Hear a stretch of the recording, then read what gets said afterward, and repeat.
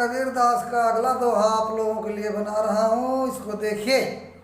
तू करता तू भया मुझ में रही न हूँ, तू करता तू भया मुझ में रही न हूँ, और बारी फेरी बल गई जित देखो तित तू।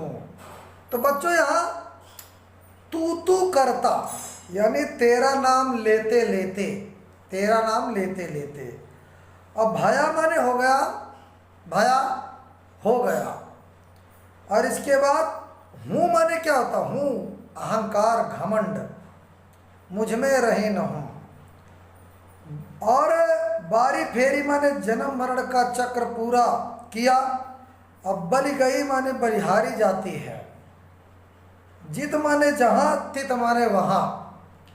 अच्छा संदर्भ बच्चों वही लिखोगे। प्रस्तुत दोहा हमारे पाठ्य पुस्तक कक्षा 11 हिंदी के साखी नामक पाठ से लिया गया, जिसके रचयिता ज्ञानाश्रयी शाखा के उच्च कोट कवि, उच्च कोट के कवि कबीरदास जी है।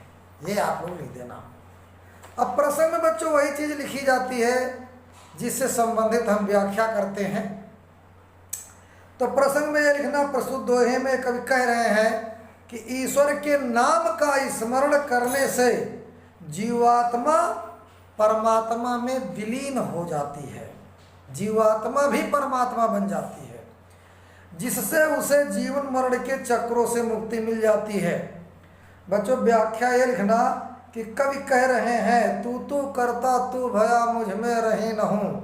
कवि कह रहे हैं कि ईश्वर के नाम को निरंतर जपने से उनका अहंकार यानी जीवात्मा का अहंकार अर्थात मैं का भाव समाप्त हो गया।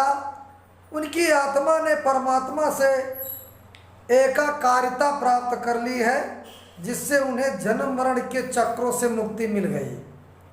बच्चों उस व्यक्ति की आत्मा, उनकी आत्मा परमात्मा पर न्यौछावर हो जाती है, क्योंकि परमात्मा में विलीन हो जाने से, परमात्मा में विलीन हो जाने से ही उन्हें संसार के बंधनों से छुटकारा मिला। कवि कहते हैं कि मैं जहाँ देखता हूँ वहाँ मुझे परमात्मा के दर्शन होते हैं, अर्थात अब मुझे हर जगह परमात्मा ही दिखाई देने लगे हैं।